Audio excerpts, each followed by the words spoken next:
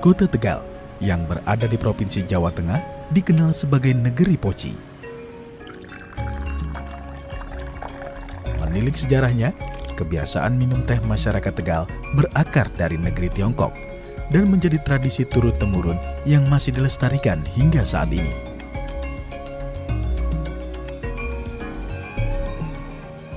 Jadi meneroka tentang kebudayaan teh di wilayah Tegal dan sekitarnya ini tidak bisa dilepaskan dari pengaruh kebudayaan Cina. Nah, berbicara tentang teh, saya meyakini bahwa teh itu sudah ada ketika masyarakat Tionghoa berada di wilayah Tegal sekitar abad ke-18, tepatnya ketika kelenteng Tek Hai Kiong itu berdiri tahun 1760.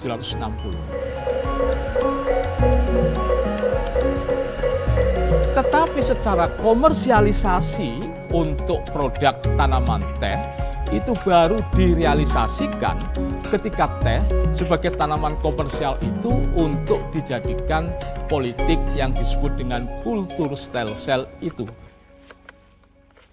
Tetapi yang menarik dalam perkembangan selanjutnya bahwa budidaya tanaman teh ini hanya dikenal di masyarakat Priangan. Tetapi kemudian ada beberapa tempat di sekitar wilayah Tegal dan sekitarnya itu di Brebes, kemudian di Batang, itu juga dikembangkan tanaman teh secara komersial melalui apa yang disebut dengan kultur stelsel.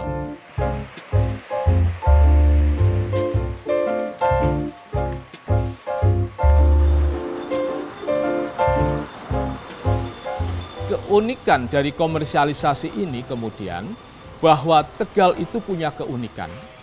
Meskipun tidak memiliki perkebunan teh, tetapi di Tegal dan sekitarnya, Tegal kota maupun Tegal kabupaten itu, kita melihat ada banyak perusahaan-perusahaan teh. Terutama yang paling banyak itu di wilayah kabupaten. Meskipun di wilayah kota Tegal juga ada, dan kemudian juga di Kabupaten Brebes juga ada di kawasan Kaligua itu, dan kemudian di sekitar wilayah Pekalongan dan Batang.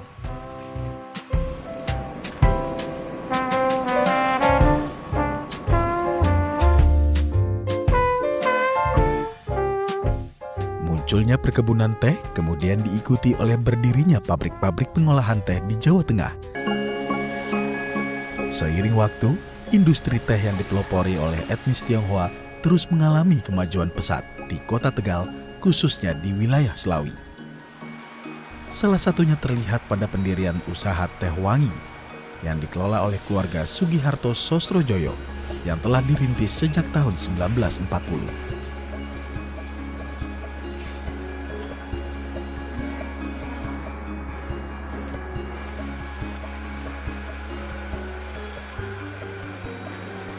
Ini dimungkinkan karena mereka memiliki tradisi teh memang merupakan dari masyarakat peranakan Tionghoa. Dan yang kedua, kita melihat bahwa terah keluarga Sosro ini kan tidak hanya sekedar menghadirkan sebuah bisnis, tetapi tanpa disadari atau disadari, mereka melakukan apa yang disebut dengan gastrodiplomasi. Karena mereka memperkenalkan budaya minum teh itu tidak hanya untuk kalangan masyarakat Tionghoa, tetapi juga untuk masyarakat di sekitar wilayah pesisir, bahkan sampai sekarang ini di Indonesia.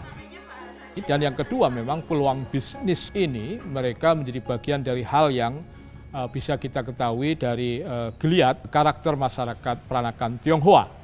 Meskipun semula kemungkinan itu berawal dari home industry yang kemudian mereka menjadi sesuatu yang kuat pada tahun 80-an.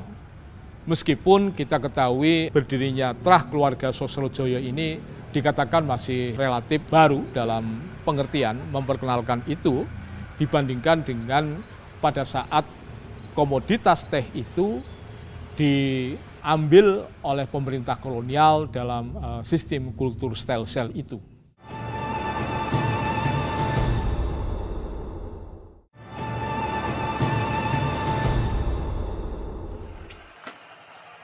Ora mochi mumet ya. Iya bener, iya. Monggo Pak, diseruput ya. Bagi masyarakat Tegal, minum teh tak sekedar kebiasaan, melainkan sudah menjadi tradisi. Tradisi mochi menjadi simbol akulturasi budaya Indonesia dan Tiongkok. Dalam budaya Tionghoa, minum teh biasanya dilakukan oleh kalangan bangsawan dan dilakukan sebagai bentuk penghormatan. Sedangkan oleh masyarakat Jawa, minum teh menjadi salah satu laku sikap egaliter di tengah kehidupan. Tradisi mochi biasanya dilakukan di warung, restoran, hingga rumah penduduk Tegal.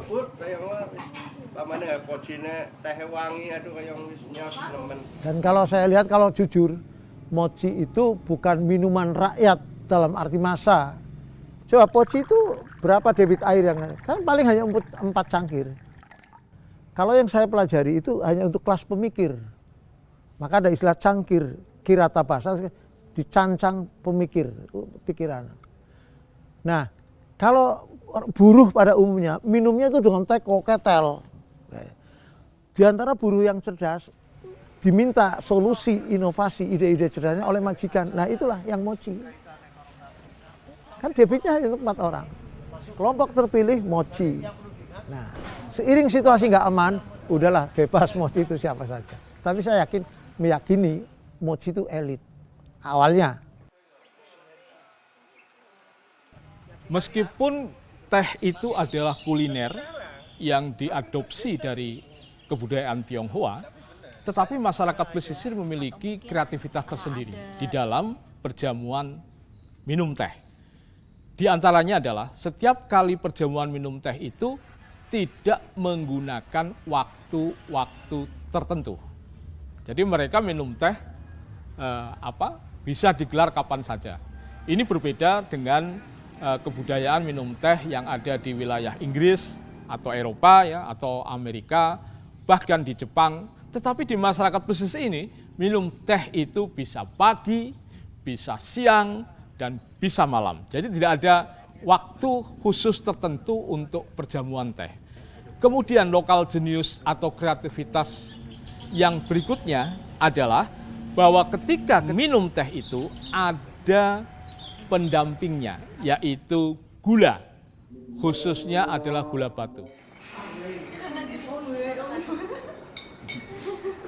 Kemudian yang paling penting lagi adalah pada saat jamuan minum teh itu, wahana yang digunakan adalah poci. Nah, masyarakat penyuka teh itu akan menyukai bukan poci yang baru, tetapi justru poci yang lama. Istilahnya di dalam poci itu kehitaman pekat, gelengak. Gelengak itu karena ada timbunan teh yang sudah bertahun-tahun. Bahkan mereka akan mengapresiasi kalau sudah ngelengak dengan kerak teh itu, dan kemudian pocinya buntung, itu mereka malah akan menyukai.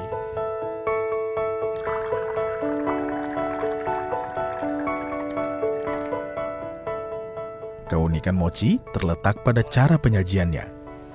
Gula batu tidak boleh diaduk, melainkan sengaja dibiarkan larut tercampur dengan sendirinya.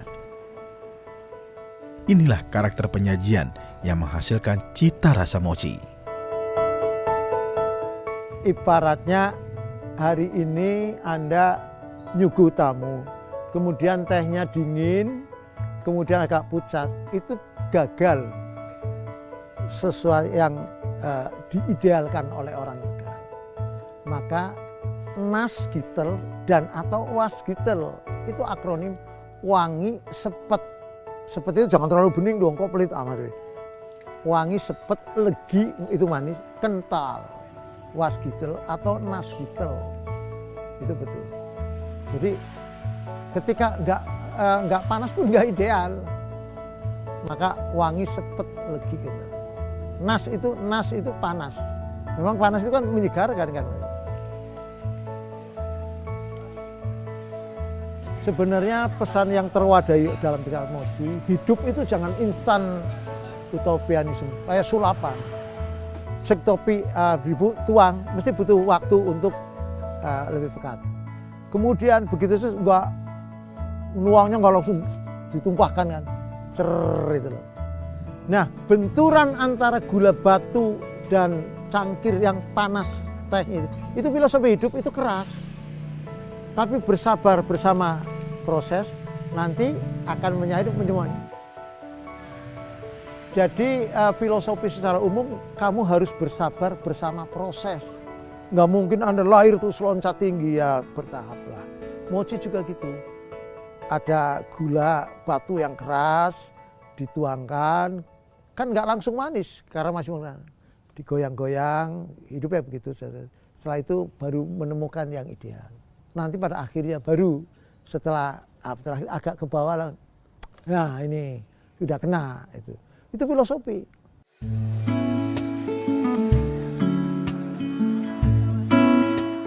Mochi merupakan panggung sosial.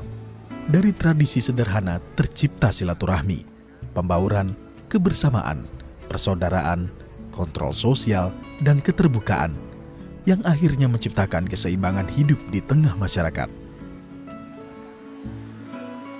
Sampai ada dalam tradisi ya, orang itu disapa begini. Loh, anaknya sukses, kok belum ada berita kapan mochi-mochi? Kapan mochinya? Itu kata lain syukuran. Ini nggak sederhana. Jadi ketika seseorang sukses, kemudian nggak ngundang tetangga, walah, sukses dari Jakarta, sudah 40 hari nggak ada undangan mochi. Jadi sangat yakin kita itu sangat spiritual ya. Jadi mochi di sini representasi simbolik dari keramahan, menyapa situasi yang humanis gitu.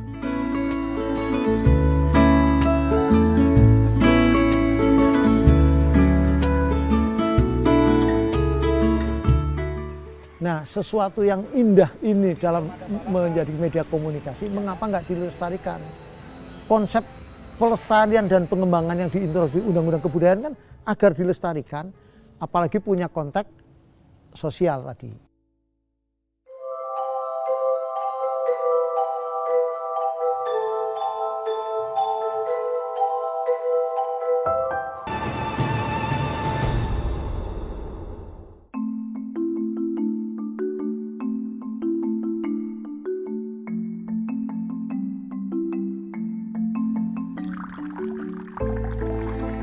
Tradisi minum teh di Kota Tegal selain menjadi sebuah budaya, juga menjadi denyut nadi perekonomian Kota Bahari.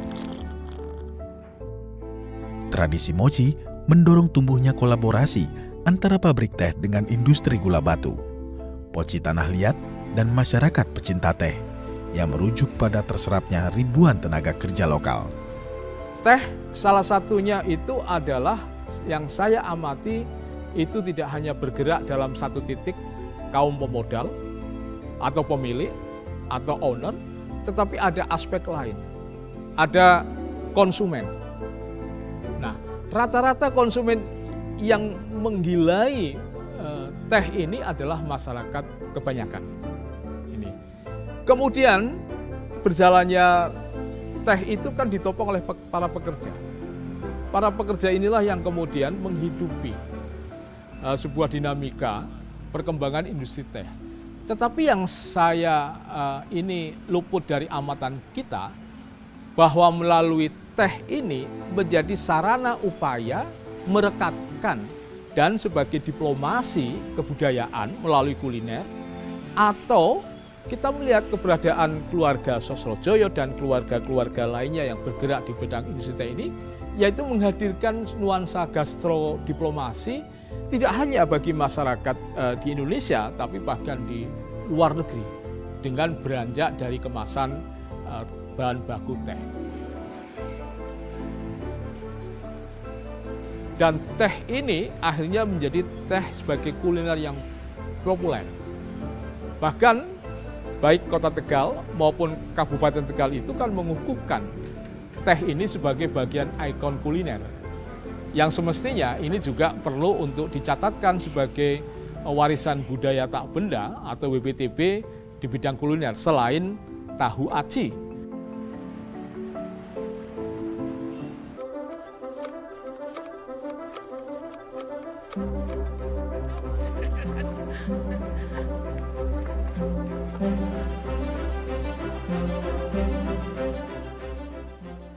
Dari secangkir teh mengalir tradisi yang kemudian secara cerdas digunakan oleh masyarakat Tegal sebagai alat untuk terus merawat nilai kesetaraan, keterbukaan, dan keakraban yang dalam istilah Tegal disebut Jakwir Cetem.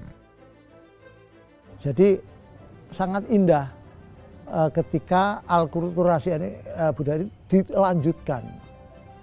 Paling tidak adalah melalui media kuliner, melalui media kebudaya mochi ini, nggak ada persoalan etnis ketika mochi itu.